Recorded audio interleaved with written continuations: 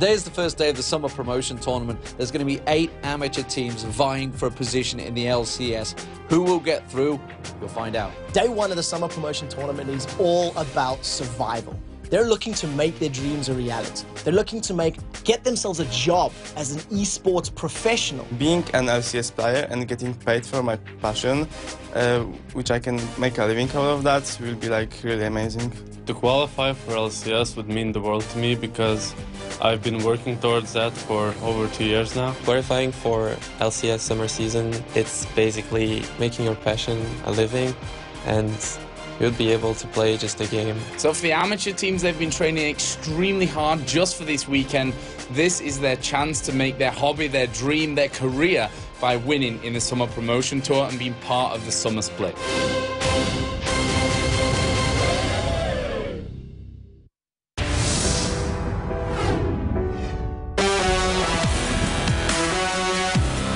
Hello everyone and welcome to Cologne, Germany for the Summer Promotion Tournament.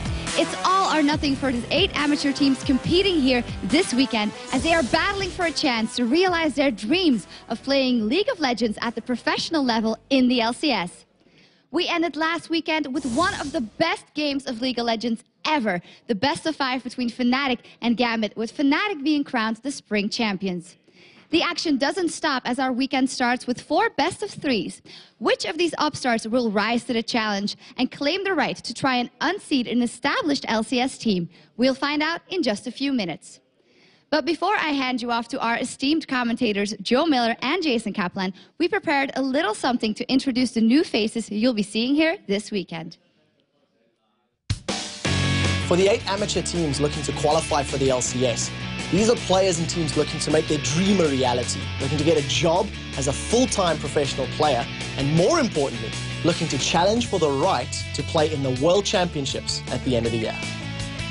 So I'm really looking forward to what Meet Your Makers can bring. I know that they've been practicing so much, they did so good at Lille, and they're going to show us something here. If we qualify to LCS, life will be easier, but we will have to try harder and harder. We formed the team early February, so our current lineup is still pretty fresh, but I think we have a good shot. If we qualify for LCS, it will change my life because I will be making a living from my passion.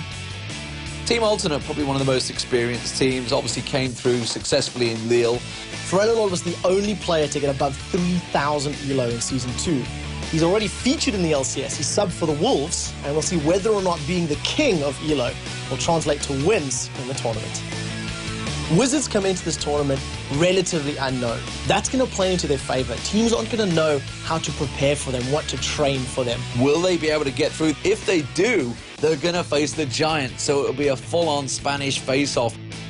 We're a very recent team. We just started to play 2.5 months ago, and since we just had some success. The players are really talented players, and they've been playing for very long. They know what to do, and they won't get nervous under this pressure or something. We will just play as we do at home.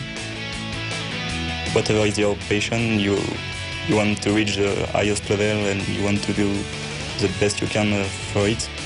Samurais and Jeans is a team that has formed for the LCS qualifier. These guys have come together and really formed a team out of necessity to try and get into the LCS. If we will qualify, it will mean for me a lot because it's my dream, like everyone else in my team. Nexus Esports, probably the most experienced team here. They've been in the Intel Extreme Masters many times. I think we got good team synergy and teamwork because we are training in gaming house. It will be pretty amazing to qualify. I think these teams have worked for this moment for the last couple of months. This is all they can think about. This is all they train for day and night, because what wouldn't you do to be able to live your dream?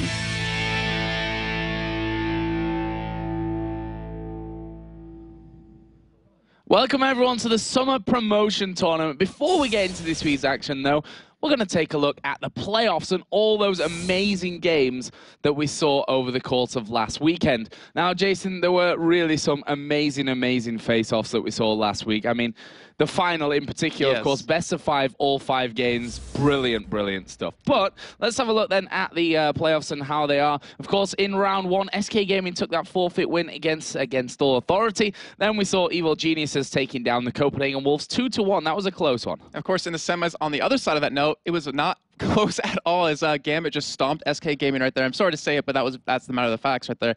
And of course, Fnatic and EG, a very close matchup on top of that. And then, as you mentioned, the 5-game epic that was Gambit versus Fnatic. Every game going 40 minutes plus. It was ridiculous. Yeah, let's not forget the third place playoff as well, where Evil Geniuses managed to secure that 2-0 victory against SK Gaming. So those are the LCS Europe Spring Split playoffs. Let's get into this weekend's action, because that's what it's all about, where we're going to be finding 4 teams that will qualify for this summer split. Our first game of the day will be Meet Your Makers taking on Dexter is Actually Evil. And we saw Meet Your Makers back in the spring qualifiers where they, unfortunately did not get through. They look to be locking down their position this time. And Dexter is Actually Evil consists of a mix of very strong players, but they will have a challenge with the Polish powerhouse that is MYM. So then we'll be moving into Alternate, who of course finished second in Lille, versus the Wizards Club. Yeah, Alternate has been around for such a long time. Unfortunately, they didn't qualify back in the spring split of LCS. They are the favorites in this match, but the Wizards Club, they may have something to say about this, and they might come unexpected. Then we'll be moving into our third game of the day. Of course, these are all best of 3. You can see that down there at the bottom. Now it will be Sinners Never Sleep versus TCM.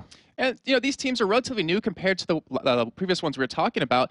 And TCM did participate in the spring LCS qualifiers, but got knocked out in the group stage. And you have to keep in mind, they were in the group stage with Against Authority and the Copenhagen Wolves, so it wasn't easy at all for them. And, of course, both teams did pick up a member from the now disbanded Millennium, so it should be amazing.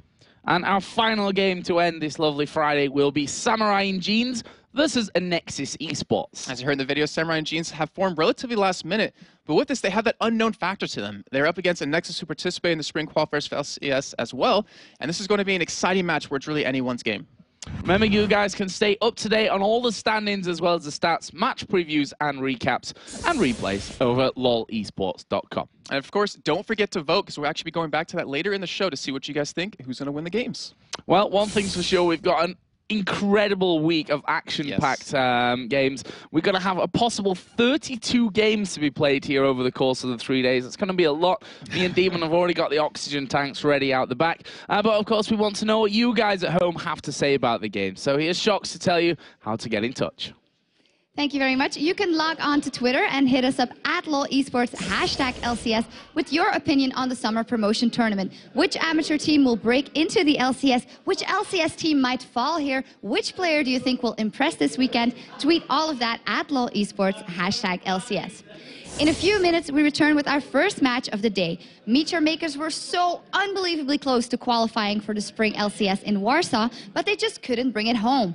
If they want a rematch with Dragonborns, they'll have to start by bringing down Dexter is Actually Evil, a team with some familiar faces from the pro scene, like Moops and Kikis. MYM versus Dexter is Actually Evil after the break.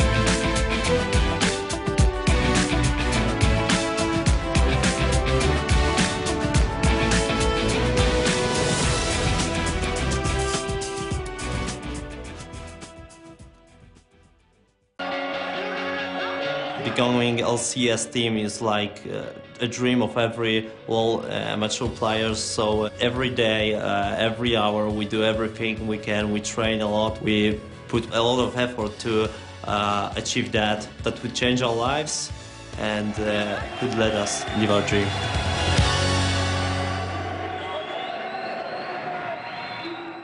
Welcome back to Cáceres for our first game of the Summer Promotion Tournament. We're going to be kicking off, as you heard earlier, with Meet Your Makers versus Dexter is Actually Evil. Now, Meet Your Makers, of course, narrowly missed out on that spring split after they were beaten by the Dragonborns, nonetheless, back at the qualifiers in Warsaw in January. They got to that Summer Promotion to today, to this position that they're in right now, after that stunning performance over in Lille, where they managed to defeat Alternate 2-0 in the Grand Final. I have to say, I mean, because we casted them back at the qualifiers for the spring split, and seeing them be like one of the top dogs, like one of the expected to go in and then just to drop out, you could see like they were heartbroken, and yet to stay together this long from then till now just shows how much they really want this, because they've had a stable lineup for so long, and they've proven in the past that they can beat the best teams in Europe, but they seem to be hit or miss sometimes on land, which we've seen before with IM Cologne, with Intel Masters Singapore, even the World Finals of that. But maybe they fix that, and we'll see if they have what it takes to take the LCS qualifier.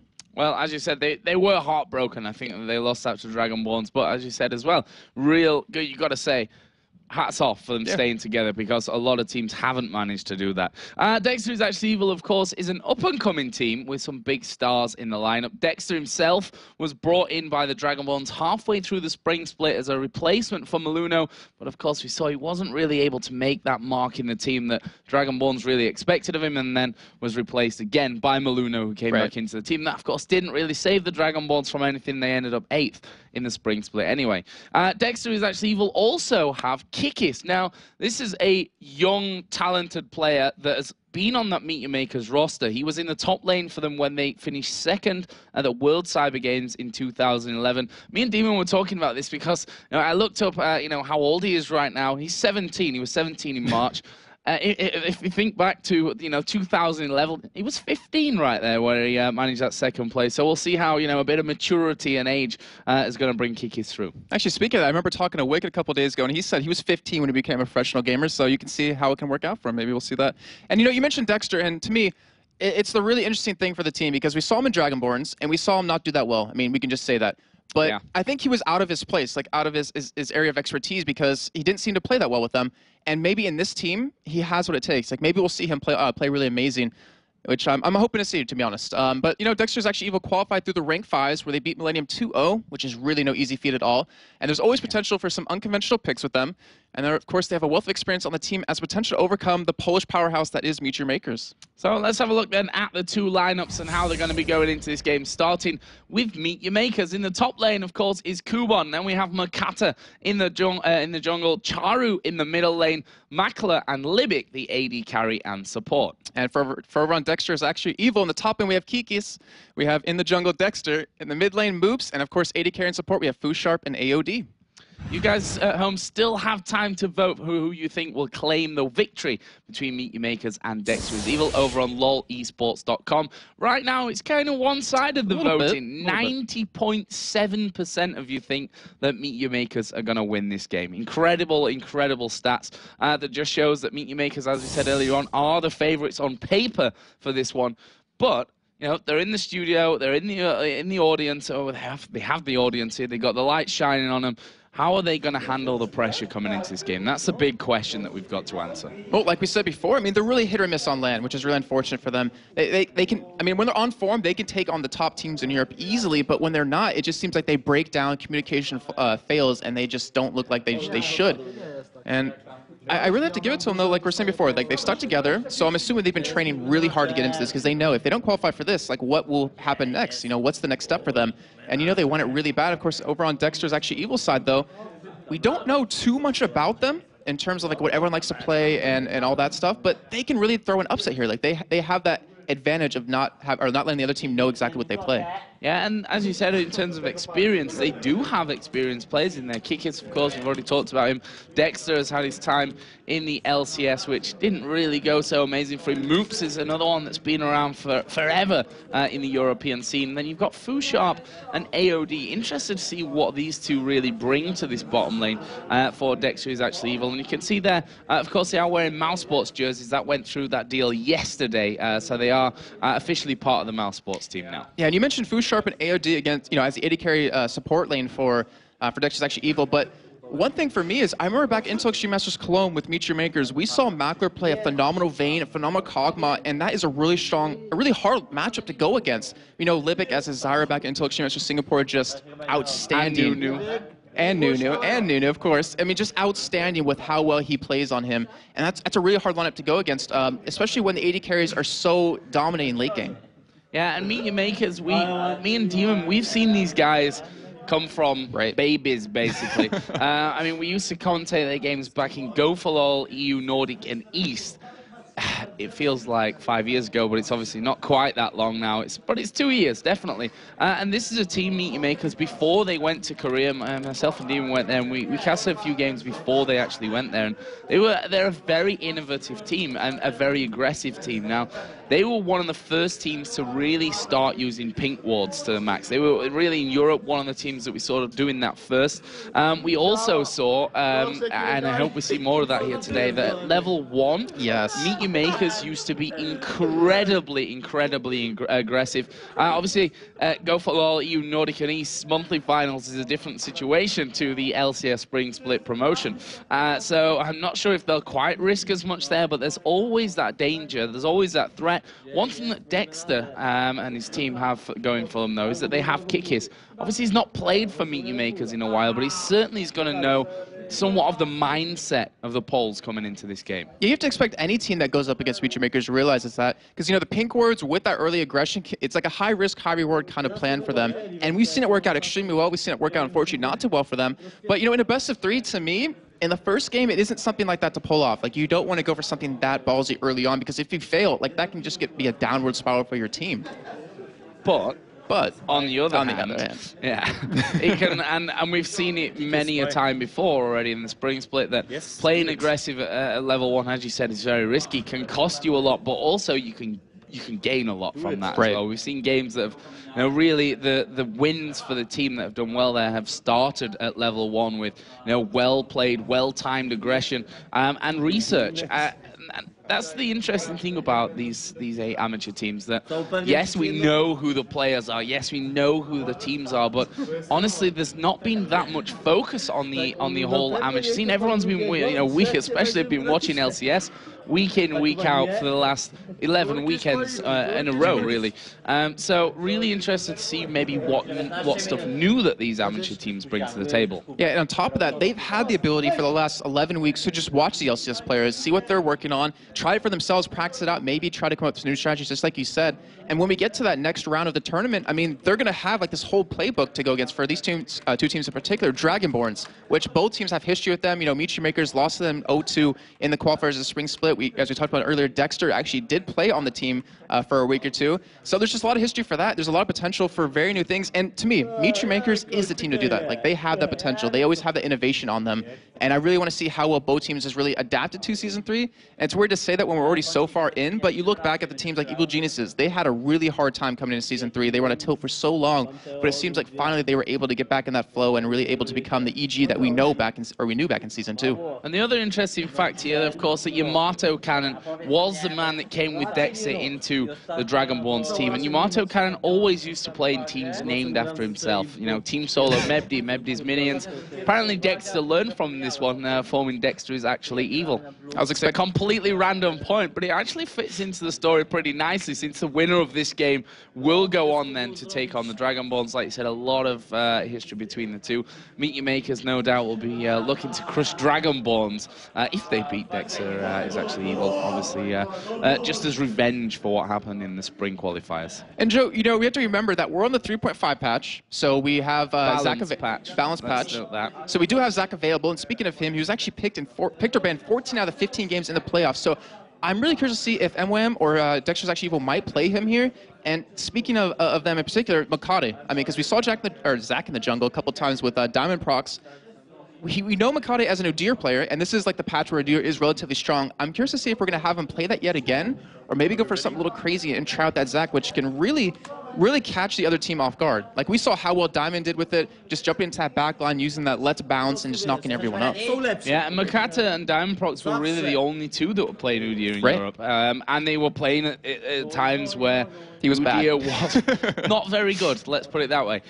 So yeah, when he's on this patch, of course, the 3.5 balance, he is strong at this point, so that is definitely a real possibility to come out for Meet Your Makers. On the other hand, now Dexter likes his Elise, his Lee Sin, his Jarvan, pretty standard set of junglers that he's got there in his pool. But we're into the bans and the picks here. Let's see what we're going to get coming out first of all. And the first ban I can tell you for Meet Your Makers is going to be Diana. Yeah, so this makes me think, because they put it in right away. We know Moves doesn't play too much of him. Obviously, any mid player can actually play him. But to me, it's like they have a game plan. They don't want to ban out certain champions from, or actually, well, even if they do, they had it planned out ahead of time. But they want to go for a certain team comp because they went with Zed right after that, like quickly. And then, of course, Thresh and Sona being taken away. So 2 supports already being taken away from Meet Your Makers. And we mentioned earlier how strong Libic is with Zyra, That's even with Nunu. Thing, yeah. They haven't banned out his like most played champion. The Zyra, the Nunu is where Libic has really shone. Intel Extreme Masters, because we're talking about a different patch, which is almost like talking about a different game at times.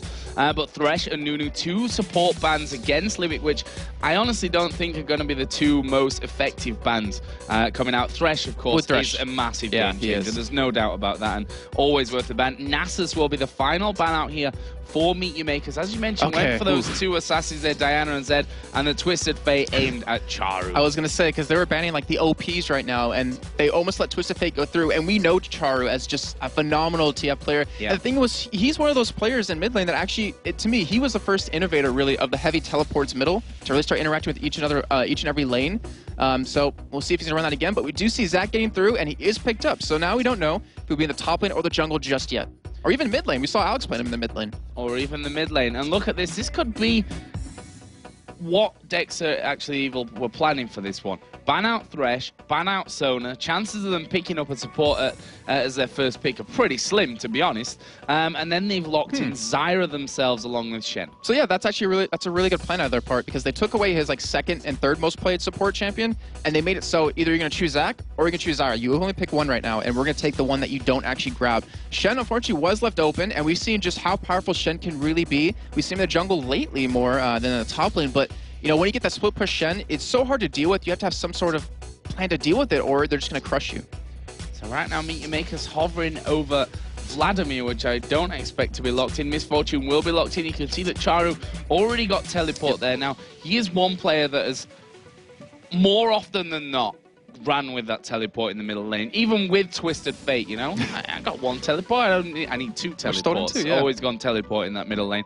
Of course, his Katarina is fantastic as well. We saw that over at Intel Extreme Masters in Singapore. Both him and Overpower, actually, we'll see later on with the Nexus team, were very, very strong in that role. But what a Meet Your Maker is going to be locking in here as their 2nd pick, and it looks like Lulu. So it seems like Libic didn't really mind too much with all those bans against him. I think Libic's in the same situation that you see, you know, Edward in, you see Crepo in, or you even see N-rated in. Like, they know your most played support champion, so you can expect them to take it away. And when that happens, you have to have something prepared. So that Lulu, I'm expecting he's been working on that quite a bit. And that Lulu Misfortune lane, like, you're not really going to escape that too much. You have the speed on Misfortune, you have the slows, or we call them the snares pretty much, because you have no move speed at all from her. That you have a really, really easy chance to get around. With the Lulu, though, I'm assuming that Zach will most likely be in the jungle then, because then he'll be more, will build a little bit more tanky, or actually, well, towards straight tank, but he'll jump into the back line, and then you have that Lulu knockup. So you have like a double knockup with a bullet time right behind that. So you have a lot of free time to attack, but we'll see what Dexter's Actually Evil counters with. See, this is a very weird choice for me. Locking in Ari and Jarvan as picks 3 and 4. When you've got final pick, like adding that Ari in at this stage for me, a little bit strange. Jarvan, of course, will go in the jungle towards Dexter, but I'm really interested to see the whole reasoning behind that. Of course, it leaves the AD carry open. Looks like Charu might right now be looking at Orianna, which is another very, very strong champion for him. We heard over in Singapore when we had Ocelot actually on the analysis desk that he said Charu you know, in 1v1 and his mechanics is actually up there with the best mid laners in the world. Yeah, I have to agree with that. I mean, even if he does take teleport, he can still win his lane easily, just in a 1v1 situation. But we do see Knowledge being sat on right now, so it looks like that would most likely be a top lane Zac. But look at their whole composition, Joe. It's ridiculous. You have Zac jump in, you have the Orianna on top of him to pull them all together, you have the Lulu knock up to pull him, or to knock him back up again, and then if you have the Nautilus land his ultimate in the perfect direction, you're gonna knock them up yet again. So the bolt time, you're gonna get a full channel on that. That's no doubt about that. But we'll see how well MYM can pull it off, because it's all about that team fight, and if they can't pull off the team fights well, then they're not gonna win. Well, let's see what Dex is actually evil gonna put in there for the final one. And it will be Varus. So expecting maybe something a little bit different in there, but of course Varus, the good old Varus that we've been seeing so often so far in the spring split here at the LCS will be locked in there for Fusharp. So we are going to have Shen, Jarvan, Ahri, Varus, and Zyra for Dexter is actually evil. So we have to keep in mind that the Orianna ultimate is really hit or miss. We've seen times where it's done phenomenally, like Shalea against Authority vs Gambit in my head I can think of. If he landed his ultimate, they would win the fights. If he missed it, they would lose the fights. But against an Ahri, the chances that you're actually going to hit the Ahri in the ultimate is very slim, unless you can get the knockups on her and chain her in that CC. You have that Zyra to go for that like hard reset if you need with their ultimate, not to mention the tankiest out of Shen and Jarvan, who can just ignore all that, get into your back line, and really mess with Mackler.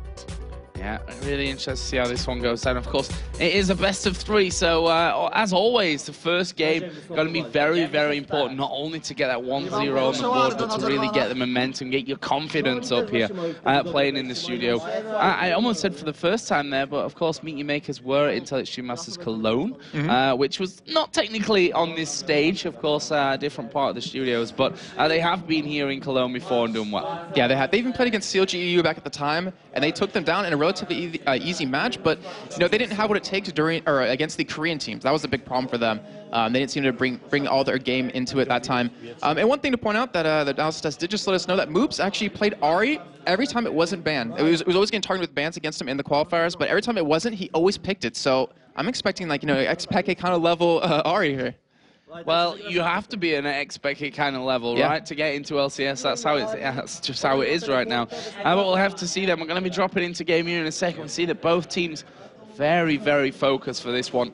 Definitely no messing around. They know that a loss here means that another split of the season is just gone for them, and then they'll be looking through already to the start of 2014. That's a long time to not have professional status here in League of Legends. But we are going to be jumping into game then. Meet Your Makers on the blue side, of course. Dexter is actually evil on the red side. Jason, talk us through level 1. Okay, so for Meet Your Makers, they have the advantage of sight. I have to say this. Actually, no, both teams have the advantage of sight. So you have the Jarvan flag, so you can obviously spot something if you need to. You have the Orianna ball to spot things as well. So you're really not going to be able to get a straight-on fight unless you catch them off guard. But I don't really expect them to go for any sort of evade. Like I was saying before, you know, we know Meet Your Makers as being a team that's very aggressive at level 1, trying to go for some early kills. But in a best of 3, I think they want to play a little bit more safe. But as we've seen on the bottom lane already, we have some a little bit interesting going on here. Looks like they want to maybe camp it out and go for a very early first blood. Yeah, we'll see how that all develops down there. As we said, Kiki's former Meet Your Makers player himself. Long time ago, though, by now. We'll have to see how his whole knowledge of his fellow Polish players comes into play with this one, but Kikis will, in the end, be backing off. And actually, the Varus and the... Who else was it down there? Shen and Jarvan. Shen and Jarvan, sorry, yeah. Backed away, and it's going to be a lane switch coming in. Looks like Meet Your Makers may go for the same, though. And to me, what we just saw right there was Dexter's actually evil telling us, or giving us a sign, and as well as, well, Meet Your Makers didn't say it, but that they know the lane they're afraid of. Like, they know the lane they need to shut down to actually win these games. They want to take out Mackler. They want to keep Libic out of the game, and we might see them punish that over and over again. But like you said before, we have the lane swaps coming in. It looks like Dexter's actually evil. We'll be spreading around the experience a little bit. We see this happen quite a bit with LCS teams. And even Krep was mentioned that it's a very scary thing to do. It's easily countered because you have them so separated that if you catch them, you're going to get first blood. Well, let's see. Dexter's actually evil there, starting off with that with the Wolf camp there for Ahri and Shen. And we will be seeing Dexter himself going for the red buff. Going to get some help here from the support player AOD, of course, playing Zyra for this one. Kumon going to be helping out Makata there on his red buff as well. Keep in mind, I believe Mackler and Libic did not get any early experience. So they're going to have a tough time here if Fusharp was able to push the lane, maybe get an early level 2 here, but unfortunately he didn't. Actually wasn't able to do it. But he did get a little bit of early experience considering that AOD was not there. But we see a lot of early wards still coming out. I mean, Mutual Makers, they want to protect that top lane. They know they want to keep Mackler alive, because if they do that, they can most likely win these games. Yeah, Mackler has been a very standout player so far. Charu, of course, did keep that teleport with him there on Orianna, so we've got to be careful about that one as things go on. And a little bit of damage exchange here in this top lane. Mackler getting the best of that early CS, but we did see, of course, Fusharp and AOD starting up by the Golem side, so a little bit later to get into that lane. Dexter is actually coming down now into the bottom lane, and they're going to have a go at getting in on towards Kubon here on Zac, who is level 2 at this point. Has not leveled up his E, though. Yeah, they will be able to get in there. He doesn't have that jump available. Will flash, but there's a flash from Dexter. Kubon going very, very low from this one. Ignite is burning, and there is the last hit. But of course, the great thing about this, about Zac, is that he can get back together. But Charu is TP'd in towards the bottom lane. That was risky play coming out of Charu. In the end, though, will manage to survive. Very close, and that was because Ari actually did a lot of damage to him in the middle before he TP'd in. Yeah, so we saw actually some really good plays overall for Mutual Makers there. Even though Kubon did get caught, he popped his red pot late enough that he tried to get them to commit to it, so if he did die, he'd be under his own turret, so he really wouldn't be killed there. Charu, just like you said, Moops attacked him non-stop right there, going for that kill, which is a little bit of a mistake, I think, over on Charu's side, but he came into the bot lane, was forced to pop his red pot as well to not give away that first blood, but now he's going to be hurting in lane because he did drop down there, he didn't stick around for the experience, and Moops should have an advantage over him. Kubon just going in there onto that bottom lane on towards Kikis. Wasn't able to get a kill, of course. You can see the shadow dash away from Kikis, but a lot of early summoners burnt, especially in this bottom lane. Both players without a flash, Kikis without a ignite as well. So that could actually change the swing of things if they end up going head-to-head. And that's what's really key, that Mutual Makers know there's no word bottom. Like, they have to know. They saw the red pot, they saw 4 health pots. There has to be some opportunity for them to get in there. They have ignite available on Kubon, so they could pretty much go for a guaranteed kill. But it looks like Kikis realizes this and does back instead. Yeah, and the first thing that he picks up there as he does go back is going to be a ward coming out with the pots and a ruby crystal as well. So he wants to make sure that vision is in place. He knows that he's got a bit of time here since Charu's teleport is down. So no real immediate threat from that, as we are going to see Dexter here going through Baron Pit. So it looks like he's going to try and set something up on this top lane. And he'll be able to get it too, because he knows there's a ward in the tri-bush. He was able to get around it. And in the top lane, Mackler and Libic might be in trouble here.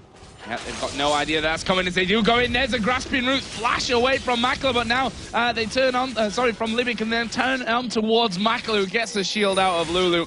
And they get away from that. Nicely done. But again, flash burnt out of the support. I have to say, though, I'm impressed with Dexter, though, because like the entirety of Dexter is actually able to realize there's a ward in the tri-bush, and he's using Jarvan to his full extent. He's going around those wards in every way possible and trying to create these opportunities. With that flash now, or with that flash now done on Libic, he might be able to swing around for another kill yet again. However, Libic did ward this time just to prevent that from happening, but still, that's a lot of resources committed into this top lane already. So things settling down now a little bit as the junglers get back underway in their patterns. Nautilus around the top side of Libic is going to get hit there by those grasping roots. Can never underestimate the damage that the plants come in putting out at this stage of the game, as well as Mackler himself will go in for some damage on towards Fusharp. Yeah, you can't understate him at all, because he was hurting them 1v2 right there. And the thing is, it looks like Dexter's actually wants to kind of play a little passive. Like, they don't want to actually go in head-to-head against the top lane of Mutual Makers right now until they're level 6, because when you get that Varus locked down with that Chain of Corruption, then the ultimate out of Zyra, you can pretty much guarantee some kills there. We have Makati heading towards the bottom lane. He was spotted by a ward, but Kikis is still playing a little aggressive. Oh, this is interesting there. We see the ward put down. Dexter was actually right on top of the site where Makata threw that ward in. Shen's going to be coming up here. They're going to try and sandwich Makata in. They do manage to get the knock up in there. But are they going to have the damage to finish off? No, they're not. Kubon needs to be careful not to go too aggressive there, and he will just back off in towards his lane. He has now hit level 6 for that ultimate. Yeah, but Kikis is not right now, which is going to cause him a little bit of a problem. Though I don't think Kubon has the damage to really take him down head-to-head. As you see right there, I mean, even his W is not doing too much. But, you know, with this passive at least, able to heal up quite a bit, able to sustain in the lane, and he forced that huge wave into his own turret. So he can back, he can buy up now if he wants. There is Mackler once again forcing this wave out, and you can see there, they've been 2 versus 2 this whole time. I say the whole time, obviously we did see Jarvan come in there, but that's not really helped Dexter, who's actually evil out in terms of the CS in that top lane. 61 to 50, and there you just see the, you know, the skill that Mackler has. Mechanically, Mackler is definitely up there with the best AD carries. Yeah, he really is, especially when he's on that Vayne or Kog'Maw. It's just ridiculous how strong he can be. I haven't really seen his misfortune too much, but as we're seeing right now, it's not too shabby at all. Oh, there we see AOD. He's taking a bit of damage. Maybe hearing the ping there as he goes low. What we will be seeing him back away from the lane. He's just going to get himself home. No need to mess around there. In fact, no, he's going to come back in, which for me is dangerous because Makler's at level 5 right now. I can just guess that he's pretty close to level 6 here. He's got a couple of minions in there until he actually hits that level 6. And, you know, with that, AOD is going to melt under bullet time. Yes, he is. And even Fusharp would too, because he has 48 armor, but you know, Mackler, he has that, was it 13 flat armor pen plus the 8%. A lot of AD carries are running that heavy armor pen now. He's going to just chew through him, but we do see AOD back away. He does pick up a pink ward and 2 green wards, as well as a ruby crystal, so he realizes he's relatively squishy, which, you know, most Zyras are, but he's trying to counter that just by trying to build that health. Now, you can see the blue buffs being handed off to the mid laners. Moop's going to be taking that one in the mid lane, of course, on Ari. And I'm guessing that Orianna actually already got that blue buff. Nope. No, it didn't. He just spawned now. So Nautilus will come back, and with Orianna going home, we'll get that interaction. Does have the tier in there, Doran's ring, and the boots. Compare that over to just the Doran's ring right now, but I'm guessing that Moops has only been back that one time. So yeah. 1,200, 1,300 gold is sat on now. But Joe, we're at that critical point right now because we have level 6 on Shen, we have level 6, we have level 8 now on Moops. And this is the time where they can really make some big plays happen. AOD will be level 6 relatively soon, I believe, off this wave, and Fusharp is too. So they have their ultimates. Like, they're ready to go for a fight here. And Mutual Breakers has to be careful because they could lose 2 or 3 members if they don't plan this accordingly. Which is what kind of surprised me, because this is the point where Ari does get really strong, when you can get into those other lanes quickly because of the mobility that Ari has, but you didn't buy any boots. So that's not going to really help you out on that front. So that kind of surprises me as well. He wants some sort of a little bit more lane dominance. I mean, he's losing CS already when we even had Charu teleport down towards the bottom lane. Didn't pick up any CS there. But it seems like he just wants a little bit of damage, wants to be able to push the wave a little bit easier. So if Charu does teleport away, expect him to push that lane extremely heavily. And that teleport is, of course, available again. So there's definitely a real possibility of that. But with the Shen in there, it's going to be getting involved as well, wherever Charu does decide to go, unless of course that's down onto the bottom lane, then Shen's going to be already there in the target anyway. So let's see how this one all works out. And not quite the, you know, the early aggression that we were expecting from maybe out of Meet Your Makers, but no, as we said earlier, it's a different story than usual because this game is everything for their careers. Right, yeah, it is. I mean, to call yourself a professional gamer, like, I would even love to have that title. I'm pretty happy with the commentator right now, but that's just like a dream come true for how many people in the world that would love to. And you'll be a professional commentator soon, one day. Jason, one day, he'll be there. He'll get in there one day. But you know, how many people around the world would love to have their jobs? It's just ridiculous, and for them to achieve it, has to be like, you have to feel so fulfilled in your life at that point. So right now we see Pink Ward on the Dragon. Dexter has just gone down there and cleared out, which automatically makes Libit come in and say, hey guys, we need to make sure that we've got vision of this Dragon pick going on. We did see Shen go back off into that top lane now. So we are going to see the AD carry and support coming down to bottom, which tells me that a Dragon is surely imminent here, but Fusharp's been caught out. He's got 3 men coming in. Shen's going to come down to try and defend him, but honestly, he's not going to get saved from this one. There is the kill coming out of Kuban. First blood for Meet Your Makers. Can they lock down Kikis as well? Going to be a tough one, and in the end, they let him go. But a nice first blood, and honestly, Dexter's actually evil took their foot off the pedal. They took their eye off the ball there, really. Yeah, and they were the ones to force that lane swap, too, because they wanted to have a little bit of an easier lane. But now we have Dragon available to be taken. They have no AD carry now, and this should be, quote-unquote, a free Dragon for them if they do go for it. Well, there is Dexter coming in towards Moops. Charu is going to be going in there, and we are going to see the shockwave land onto both of them. Kuban gets a kill. Bullet time can't quite finish off Moops there as he dashes away, using those charges of his ultimate. But now they've got no jungler for Smite. They've got no mid lane because he's solo. Fusharp has only just got back in, and I was right in terms of a Dragon. I just didn't think it was going to come over to MYM.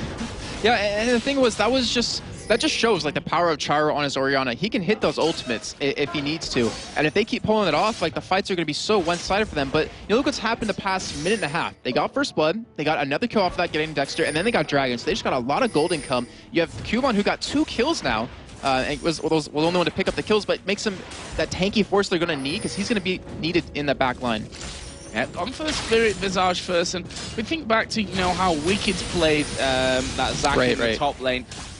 didn't really go for Spirit Visage first. We saw him going tanky right at the start, then adding the Haunting Guise in there a little bit later. Obviously, everyone's building Zac a little bit different right now. There's, I guess, no standard really being set as to how you know, how he plays best at this stage. He's really in his early phases still, but we do have one thing across all of these Zacs, at least in the solo lanes. They do level up that Q every time because they have that great potential to push the lanes extremely quickly. Yeah. And it also does quite a bit of damage. Not to mention the slows that come out, but we do have Makata. He's sticking on the middle lane. He's casino minimap. We have Dexter coming in yet again for a gank on this. Well, yet again, avoiding all the wards right now. But we'll see if he'll be able to commit into a gank here.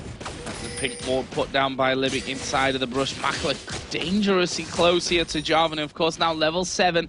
And doesn't have his ultimate up, but we are going to see Fusharp's ulti coming in there. Makler now in immediate danger, but there's a flash away, and Stranglethorns aren't going to connect. And look at this aggression turned around here. There's the wild growth from Libic putting himself. He gets right into the middle of them. He's going to get locked up there by the grasping roots, and he may end up falling from this one. Here comes Makler from the side, and Libic is going to go down. Bit of a miscalculation there from MYM because Makler had backed off. Libic went gung-ho straight in there. And that shows, though, the power of their AD carry support lane because they turned around that 3v2 quite well. It's unfortunately, just like I said, Libic went a little bit too gung-ho. Took too much damage. Even Makler, I mean, he was down really low. It seemed like a little miscommunication, and it was, but it was Makler saying, you know, I don't want to give up a kill here. I don't want to die. You can die because I still need to be able to pick up my farm. I need to be able to push this turret. It's still great play out of Dexter's actually evil. Like, that's what they needed to get back in this game. And I say back in the game, they only lost, you know, 2 kills, but Dexter is making the plays, and that's what's key. Yeah, doing great at this point. There's another blue buff going to be given over towards Moops. The gold difference at this point is almost 2,000 gold. So that's from that dragon, basically, that Meteor Makers, plus that first blood coming in earlier on for Kuban. He's actually a little bit behind Shen in terms of CS. Mid lane, though, we see Charu got a good lead over Moops, 140 to 117, and that equates to 500 gold at this point between the AD carries. 001 and 132 CS to 121 and 110, and that leaves them about 80 to 100 gold difference in favor of Makler. And there's one thing that I remember talking about with you in particular back at Intel Extreme Masters Singapore is Charu on his teleport. Because we always mention, like, you can have a teleport, it can do some amazing things for you, but it can also be kind of like a wasted summoner spell. And Charu, he's only teleported once so far in the bottom lane, didn't work out too well, was able to, I guess, turn around and kill that might happen on a Q-bomb, but I'm curious to see how he's going to use it as the game goes on. You know, we've seen Alex Ich on Rise in particular try to teleport into a ward behind a team, then just surprise him out of nowhere and really start the fight off. That could be a potential, but I want to see what happens. Yeah, but you have to feel that Orianna's not really that kind of champion to do that, you know? You need to be there at the start to get the ball in the right place, to be, whether that be on Kuban's head or right in the middle of the team anyway, to Shockwave. So we'll see, like you say, I'm not sure that that's going to work out brilliantly for Charu as the game goes on. But time will tell. We're only 15 minutes into this one. That 2,000 gold lead is sticking, and Dexter is going to come visit this bottom lane again. There was a ward put down, and I think he'll have spotted that yet. I mean, he's going to recall. Or is he? No. Maybe. Who knows? We'll never know. Only he knows right now as he's sticking around. But, you know, we just did look at Summers, as I was mentioning Teleport a little bit earlier. We have no exhaust on Meteor Makers. So if Moops gets in there, or if Fusharp was able to do some free damage, they're not going to be able to shut them down in terms of that. And the only Ignite they have is on the Libic. So Fusharp will be able to heal most of this, and they're going to have to commit that Ignite to really stop that from happening, or else he'll just be able to lifesteal all the damage that happens to him. Well, we've got Kuban, who can, of course, let's bounce straight into the middle of them and knock as many of them up as they can, but that's the thing. You're not going to be quick enough to bounce in there when Moops is using his ulti charges around the fight as well. So we did see the ultimate come out of Nautilus there. Makata not really seemingly got it all locked down with the rest of his team, as we are going to see Meteor Makers making a play for the first turret of the game. And they're going to take it without really any resistance there. Dexter was waiting off at the side, but he didn't come around for that one. Nice pickup, and a second turret as well in this top lane by Kuban. Yes, that's a lot of extra gold they just picked up very, very quickly. So they're going to have a lot of gold to spend right now. We have 1,800 on Makler at this point and 2,100 on Kuban. So when they back, their power is just going to go crazy high at this point. You have a minute left on Dragon, and that will be the next point of contention. Like, you're going to see Meteor Makers buy up, head to Dragon in about 30 seconds, and they're going to try to force the fight if they can. There is the great Charu, just looking to steal them away. Actually, we'll get a couple of little ones, but the big prize is still up for grabs, and he's going to take it as well. Nicely done. And that's something that we always see from Charu as well. He is a big fan of Wraith contest all the time. And the thing is, look at his CS difference. We pointed out before, but that's with teleport. That's with them going down to the bottom lane early on. Like, he's been doing a phenomenal job of CSing nonstop, and that is with the race, just like you're mentioning. He's taking him every time he has it up. And that's just Charu. That's him. That is him. It is. I'm trying to make a point because that's what he does. Yeah, that is what Charu does. That's what makes him so dangerous in this middle lane. Of course, Orianna, one of his biggest champions, Twisted Fate, was taken away against him, and he's definitely got 2 or 3 more that he can pull out of the bag and play to this level. I mean, his Karthus as well is also ridiculously good. Either way, Dragon has been started by Meet Your Makers again, and Dexter is actually evil. Not going to have anything to say. Yeah, not at all. And that's just like the perfect play. Like, they're reading from a plan book right now, and they're pulling it off perfect. Like, look at the gold difference we have. It's about 4,000 or 5,000 at this point. And the gold is just, it's getting so one-sided right now. And if they pick up like 1 or 2 more items, they can really start to force objectives, really start to force some fights here. And it looks like they might try to go for a mid-push here since they have the top turret and the bottom turret down. And to be honest, like, they have the ability to take it. They have the protection for Mackler just to auto-attack it all day. Right now, Kick is pushing this top lane out. Kuban, I get up there and try and stop this one. It's a lot of minions in there with Shen as well. And there is the Shadow Dash away, not wanting to get caught out by Kuban, who now has that Haunting Geist and the Sorcerer's Shoes in there. So now he's getting up to that tanky stage, but with the damage in as well. Yeah, and he does percent damage, which really makes him strong. Oh, Mikado using that dredge line to his advantage right there. That timing as well. Yeah. He was hit by the Varus ultimate and the Grasping Roots at the same time, but he still dragged himself to the safety of his turret. That was really, really well played. Might say a little bit of luck involved as well, as he's going to land a max range dredge line on towards Dexter. There's the ultimate coming out of Zyra. We are going to see Shen getting involved in this one as well. There's a Cataclysm basically stopped the push there from Meet Your Makers. Those 2 back-to-back dredge lines out of Mikado. First one to get him away from the Varus ultimate, just like you said. Then the second one to stop Dexter from actually EQing to his flag right there. That was just ridiculous. We saw Charu try to come around the side with that teleport, but it just wasn't able to get there. The Cataclysm, just like I said, shut him down, and Shen come in and stop the damage from happening onto Dexter. But looks like they might try to contest his blue buff here and keep it away from Moops. Oh, but Moops is just around the corner from them. They need to be really careful. There's a shockwave coming in. Food Shop and AOD going low. Let's bounce into the fight from Kuban. He's going to be on a killing spree as he takes down Varus. Kikis has to flash away. Meet Your Maker's not done just yet, though. They're going to push around that corner. Dexter is actually evil. Back away, and the blue buff will be taken here by Charu. Are they going to keep going MYM? They're going to certainly push this lane out, and they may be able to have a turret with it. And they might be able to, definitely, because there's not a lot of wave clear that's going to be over if Dexter's actually evil. All I really have is that Q, that Orb Deception out of Moops to do it, but it doesn't have the damage he needs. And Joe, looking at that Orion ultimate, it wasn't much of a meth wave. It would look like more of a shock wave right there, I have to say. Definitely was. There's Sonya's Hourglass in there, along with those Sorcerer's Shoes right now. And, you know, look at his farm. He's 50 CS ahead already. And that's something that you can never underestimate. Look at the goal. 2,000 almost is the difference. That's, you know, needlessly large rod and then some for Charu that is going to be ahead of this one. Kuban himself is now 3-0-0. He's also got a 1,500 gold lead over that Shen in the top lane, who still hasn't died, ironically enough, after all the action that we've seen coming out of Kuban in those lanes. So Meet Your Makers, 90% of you guys at home, actually 90.7 if we're being really correct. We can call it 91 if we're going to round up. We're looking like we could possibly be right in this game. I mean, we said it already that Meet Your Makers, on paper, the favorites for this one, and that's how it's looking right now as well. Yeah, Dexter's actually was going to have to pull off something pretty nice here to really kind of get back in this, because they have moves, so they have that RE damage, but who can he really assassinate on Meet Your Makers? And at this point, it's no one. He has that Abyssal Scepter because he needs to build a little defense against this double EP comp, and there's no Runic Bulwark coming out just yet for Dexter's actually evil, so they're going to need a lot of farm, and if Meet Your Makers keeps his aggression, they're going to stop that from happening.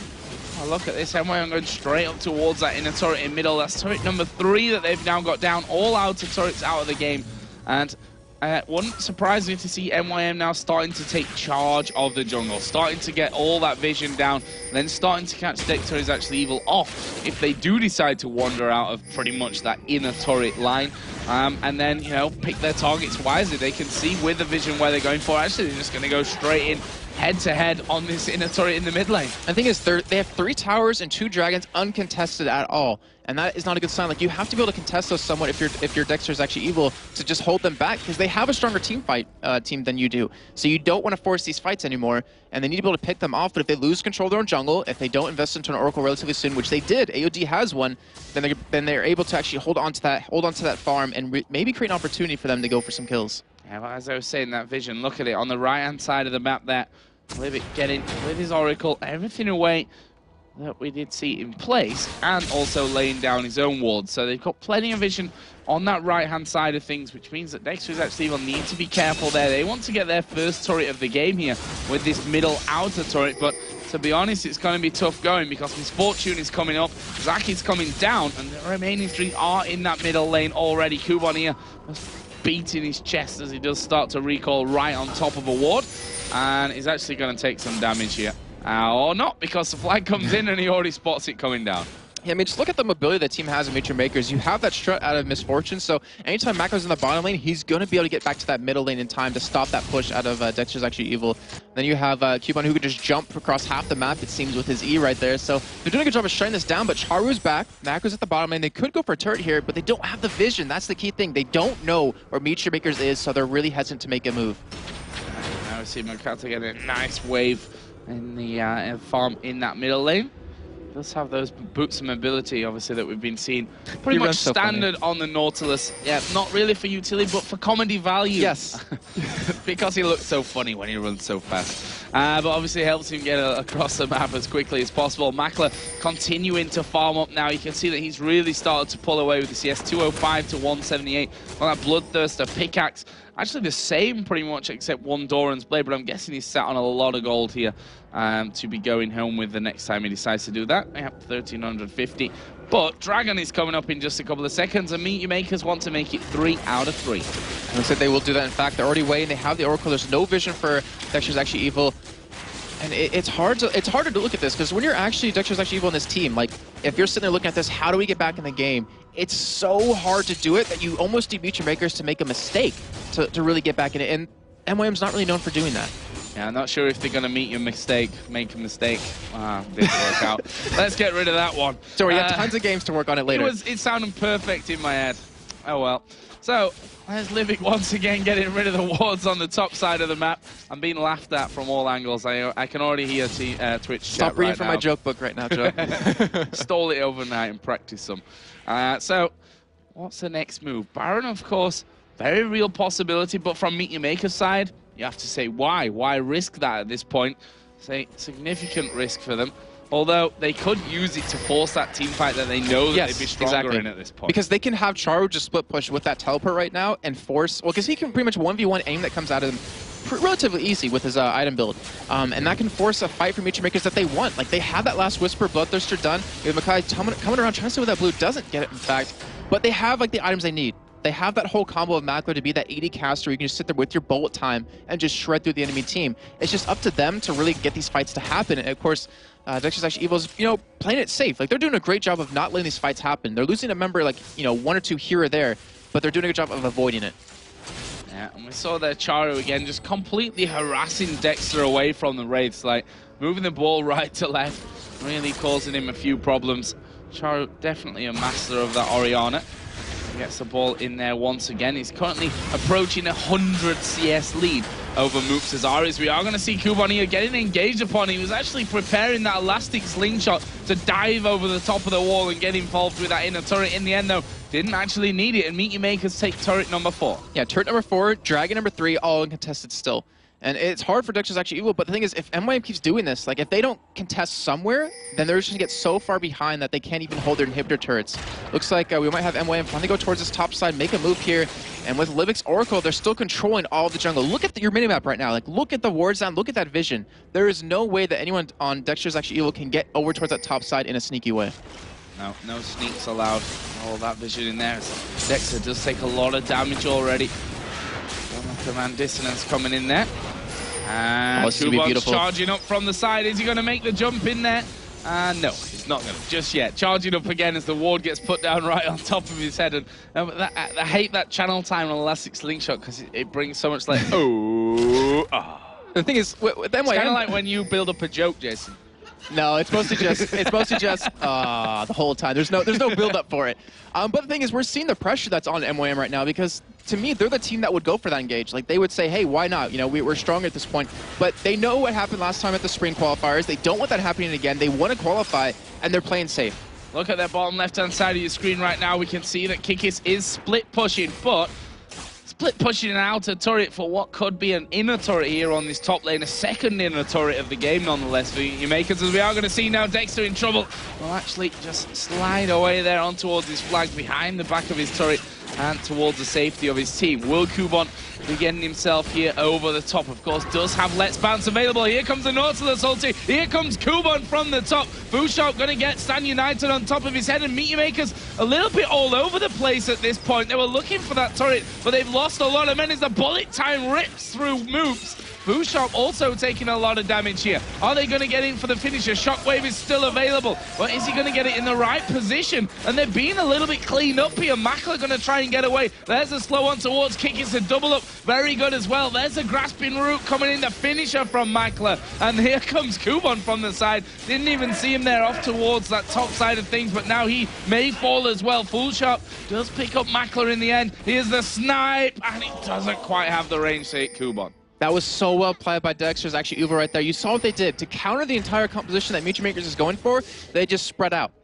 Like, that's it. They just spread out, didn't let the Orion ultimate hit. They didn't give it a chance to set up. You saw Kubon bouncing just on top of Fusharp right there, used as a trampoline, but he didn't really hit anyone else with that, and they weren't able to make a play. So a great turnaround from Dexter's actually Evil, showing that even though they were down 4 turrets, down 3 dragons, that they can still take these fights. Yeah, and that's an important sign from them, to be honest. Yes. If they're able to do that in the team fights, they still have chances in this game. The gold lead, though, not too far away, you know, from that 10,000 mark. Another 3k gold from Meteor Makers, and they're right up there.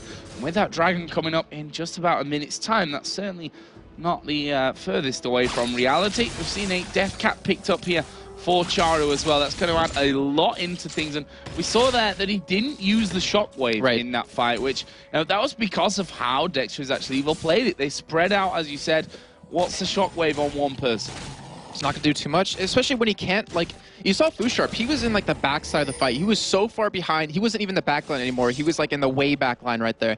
And he just stayed so far away that if Charu wanted to land that ultimate, he would have to get pretty much in between Kiki's, Dexter, and Moops, and he would just get destroyed by the time that would happen. So it was a great point by him just to realize that, hey, I'm Varus, I can take your tanks down relatively easy, even with that that last Whisper, and forces them to come to him. Oh, there we see the ulti coming out on towards Kikis. He's going to be in a little bit of trouble here as the dredge line comes in. And he says, I'm Shen, I'm walking away. There's a Shockwave, actually catches 2 of them. And Kubon actually going to be trapped up here in the Cataclysm, shut down by Mooks. But Meteor Makers going to try and come back around. A great Stranglethorns will stop Meteor Makers chasing. They did manage to get one, and now AOD is going to have to run for his life because the Poles are chasing him down here. They've got vision on him thanks to those minions, and there's another great dredge line coming out. Not escaping this one. Kill for Makler. I was watching that fight, just watching Mikade run with the speed buff right there. Yeah, that was a great turnaround by them. That was still like a good trade for Dexter's actually Evil if AOD didn't die because they lost the Oracle, but you know, losing your jungler for the top end of Kubon, who is 4-1 right now, and is just this massive tanky blob that can just sit on your entire team. Like, they were able to take him down, and that's exactly what they need to. They got a turret off of that as well. Dragon is up right now, and Dexter's actually Evil is looking like they could turn this game around.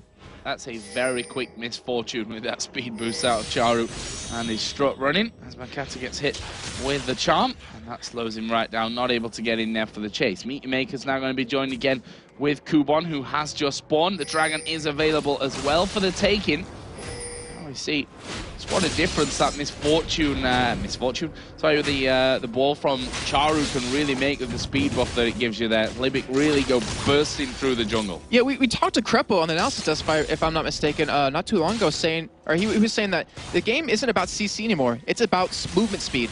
And with the team that Meteor Makers has, with the movement speed from Orion, the movement speed from Lulu, and then you have Misfortune who's just naturally fast, like, they have the movement speed to catch and lock down Dexter's actually Evil, but if Dexter's actually Evil keeps spreading out like this, then they're not really going to get a good shockwave off. And we saw, like, how little damage it did to Moops right there, but, you know, Moops does have that Abyssal Scepter to kind of counter it. Yeah, certainly does, and we'll have a Zhonya's in a little while as well, which of course gives him even more protection going forward. So, what's the next move here out of MYM? That inner turret in the top lane did take a little bit of a beating, but wasn't taken down thanks to that nice fight coming back out of Dexter is actually Evil. Bottom lane is being pushed out by Shen as well. And to be honest, I'm not sure that they really want to push through on towards inhibitor turrets at this point in the game. So I'll have to see. But look what he's building, Kikis. He's going for a Triforce. So he wants to go for some split pushing. Like with that Sunfire Cape, with the Triforce, you can take turrets down really quickly. And he's going to keep doing this entire game. We see Mikade dodging away from that knockup out of Dexter. But with 3 members there, we see Orion teleporting towards the top lane. They want to hold this turret. Yeah, and they should be able to as well. We can see there the damage out of Charu now with that Zhonya's, another blasting wand in there. Rabadon's as well as Dexter going to get pulled in. Here comes Kuban. He's going to elastic slingshot over the top, but nice move away from Dexter. But is he going to be able to escape? There's the Glitterland. Here comes the ultimate out of Food Shop as well as Dexter does flash away. He's going to get knocked up there though by that depth charge, and he's still managing to run from this one. Dexter is going to walk away with his life. And look what they committed to that fight. Like, I did not expect them to commit that ultimate out of Nautilus. You saw the teleport come in out of Charu. They really wanted that fight. They really want to take a couple of kills or two. But yes, they are going Baron. We see Kiki still is in the bottom lane right now. We see Dexter's coming in with those home guarded boots. But they have the damage to take it down before he even gets there. Yeah, there is that ward in the backside. We can see in the bottom left there. We are seeing the split push coming in. And there is the pickup for Meteor Makers. But they need to deal with Shen here before he takes down another turret. Not sure they will be able to get, actually he will. It's down to almost half HP already in this bottom lane. So Kiki's doing a fine job of pushing and pushing and pushing, even though, you know, Baron for that inner turret, I'm not sure that Meteor Makers will be too sad with that one in the end anyway. Yeah, that's a thing. And what... Okay, so we have Meteor Makers who wants to really get a hard engage onto Dexter's Actually Evil, but we have a decently good disengage out of Dexter's Actually Evil with the Zyra. Like, that's the thing. The Grass Spirits with that ultimate can stop the comp coming at you really easily. You even have the Aru is very mobile, you have the Varus Flash and the slow out of them, so they're trying to stop these fights, or they're trying not to fight at all, and they're trying to let Kiki just split push this entire time because he's applying a lot of pressure. That's two turrets he got in the bottom lane in a row. And if he commits to, continually doing this, someone has to stop him. And it looks like Makler or Charu will have to be the one to do that. But if they do, they lose their hard engage out of Orianna, they lose their damage out of Makler. Right now, Meteor Maker's starting to push up this bottom side of the map. There's the elastic slingshot just to maybe catch someone by surprise there. There was no one waiting though. And MYM start to move in for their second inner turret of the game, and they're going to be taking this one down. Nothing that Dexter is actually evil can do about this one, and that will bring the gold lead now back to 7,000. Okay, here's the real point for Meteor Makers. This shows how well they've actually been practicing these past couple of months. Can they take an inhibitor turret with their team comp? That's the real key. If they can't do that, they're going to have a tough time. Like, they're not going to be able to siege a turret down too well. They do have the Baron buff. It looks like they will be going in for it. And Kikis, he has to do something about this. He can't just keep split pushing. He cannot afford to let this inhibitor turret go down. No, but it is taking a lot of damage as Makata going to get hit here by the charm. Here we go. Stranglethorns come down as well. Great positioning out of Libic, but the flash came in. Nautilus survived. Libic will have to flash. There's the shockwave. That was flashed away from itself by Moopt. And Shen did finally come in there. Are they going to keep chasing for this one? They go towards Makata, but he's shielded almost half of his health right back there. That was ridiculous right there, just how much health he gained from that. But, Kikis was able to get the top turret. He's here now to try to stop his turret from going down, but I don't think he's going to do it. I think they're going to get, they in fact do get it, but will Dexter's Actually Evil stop them from getting the inhibitor? The inhibitor itself going to be crucial for this one, as we are going to see Kuban going in there. He bounces around. Moop's going to get knocked up. Ultimate comes out of Nautilus. Double kill for Makler coming in now as Dexter locks 3 of them up inside Cataclysm, but he's going to lock himself to a near sure death as well. Charu it will be that picks up that one, but Meteor Makers not super healthy, except Makler. Look at that. That's the AD carry on full health there at the back. That can't be allowed to happen in a team fight, as AOD going to be focused and blown off the map there. And now they're going in towards Food Shop as well. This could well be the ace out of MYM, and it will be the ace. Charu picks that one up, uses the Zhonya's to avoid that tower damage. The first Nexus turret goes down. The second one will go as well. And with 20 seconds till the next spawn here, Meteor Maker's going to pick up game number 1 against Dexter is Actually Evil. Great performance out of the polls. And you just saw right there how quick a game could end just with that push we saw to Meteor Makers. The defense out of Makler right there with his items just ridiculous. And we even saw a perfect bullet time that just shredded all of Dexter's Actually Evil. It was just so well played out of Meteor Makers. Really, really well done there, and that gives them the start that they were looking for here in this best of 3. It's not an easy road, that's for sure, for qualifying for the summer split, but that's how you start things off. We're going to go over to our analysis now for this one. Of course, Demon and Quickshot to break down all the action. Yes, thank you very much, Joe. So, that is game 1 done and dusted. Meteor Makers, they have one step towards the LCS placing. Can they get to face Dragonborns? Will it be a replay? Well, of course, they did face each other in Warsaw before, but It was a rough game for both teams there. That was not a clear game. You could tell first game of the day, everybody nervous. Yeah, so, MYM, they came out swinging. The early game was very, very good for them, and Dexter did try to make some plays. They did try to get some ganks going, and they just couldn't make anything stick. MYM had close to a 5,000 gold lead around about the 20-minute mark, and exactly like you said, they had that lead. They tried to make a few things happen, and it just sort of crumbled. Yeah, I mean, there was the top lane fight that kind of went... They went in, and then they went out, and then they went in, and it was a 3-for-3, I think, 3-for-3 trade at the end of it. They backed away, and, they managed to make the best of a bad situation because they picked the fight, then went, oh, maybe we shouldn't have done this. We forgot about Stand United, and the peel from Dexter's Actually Evil was so incredibly good that they managed to turn it back on MYM. But then, Dexter's Actually Evil, they carried on chasing when they shouldn't have chased. They gave up a few more kills. So what we actually seen from these team fights is it was a little bit sloppier than what we have been seeing from the LCS. And, when the pressure is on, when you're sitting on the stage and you're under the lights and you're playing for a spot, trying to qualify for that best of 5, it all runs through your mind. It's not just a matter of, hey, where do I play? It's like, if I throw this 5,000 gold lead, we lose again and we're not in this. And that's something that's running through these players' minds. And you got to think how much, when they cast back, is how much thoughts of Warsaw are going to be in their heads. They were such strong favorites to go through against Dragonborns, and they buckled when the pressure came onto them. Of course, that pressure is still there. Correct. And now it's even stronger than ever because now they're in the very stage that they've been watching for the last 11 weeks, seeing them players thinking that should have been us, but it isn't. Nevertheless, we did have a replay towards the end there. It was, of course, one of the last fights that happened, and it was still a fairly sloppy fight. Yeah, so the setup for this particular engagement, it is on the bottom lane. MYM have been, shoving up towards the inhibitor turret. They've been applying a lot of pressure, and Nautilus took a lot of damage. So let's jump into the replay after that initial damage has been put down. Dexter's Actually Evil is starting to back away, and the rest of MYM is starting to barrel up here. And one of the things that was very, very important to notice is the shields from both Oriana and from Lulu. So as the fight breaks out, you can see MYM, they focus down the turret. This is definitely it's the objective that they want, because once they get it, they can decide, are we going to back away or are we going to go in? And there's the call from Cubon. He manages to jump in. You're going to start seeing a number of ultimates here, and just, they just stacked it so well. When MYM did make plays, they tended to do it in the right order. And one of the keys to this particular engagement was the fact that all the CC followed on from one another. It didn't pile on top. They waited it out, waited for the knockup to finish, then they put the dredge line, waited for that to finish, then they put, the bomb, everything. So it was a good play from MYM, but before it was a little messy. So what do we make of picks and bans, maybe? The teams are obviously going to adjust themselves. We're going to have the next match coming up shortly.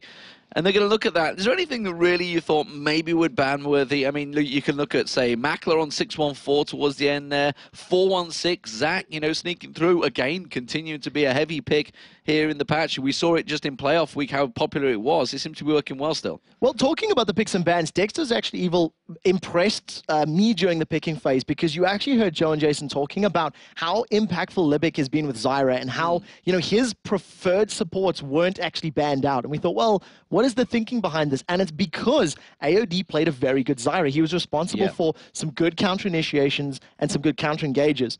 What you and I were talking about, the very first pick was, is it going to be Zach or is it going to be Shen for first pick? That was the difficult point. So I feel like the picks and bans are actually very good for both teams. And I think it came a little bit more to like the execution. Dexter's Actually Evil, they made some plays, but then they just stopped.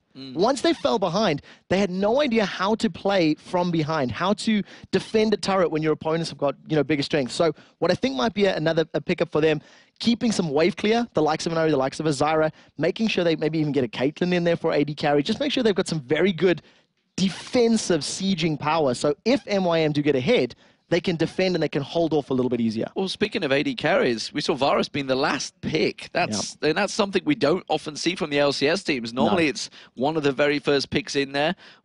Obviously that meant Ari got picked very early on. It's the third pick, I think it was, but that's something you don't often see. And the fact that he did lock it in before Meteor Makers got their choice, he could have easily left it to the last moment, which tells me maybe, just maybe, he wanted to take Ari away from Charu. So it's one of those things that, Moops, we touched on. He's been playing a lot of Ari leading up to this particular event. So he wanted to get a comfort pick, I imagine. If he was thinking to deny it from Charu, he may have even gone for it even earlier. But I think what we're seeing, especially from the pick orders, when you highlight Varus in particular, where he's first pick for for a number of teams and has been over the course of the LCS. Unless it's Genja. Unless it's Genja. In that regard, it's a matter of, pick order. It's a matter of, if I take Varus now, I don't reveal what's happening. Now, the same thing happened in this situation. By locking in a Zac, you don't know if it's going to be top. You don't know if it's going to be jungle. Yeah. So that same sort of mindset is applied, but with a different champion. And it's just these teams prioritizing, other picks, other lanes to really carry them through these matches. Well, of course, is the Game 2 going to get underway shortly? We are, of course, going to go into a break. So once we come back, it will be Meteor Makers versus Dexter is actually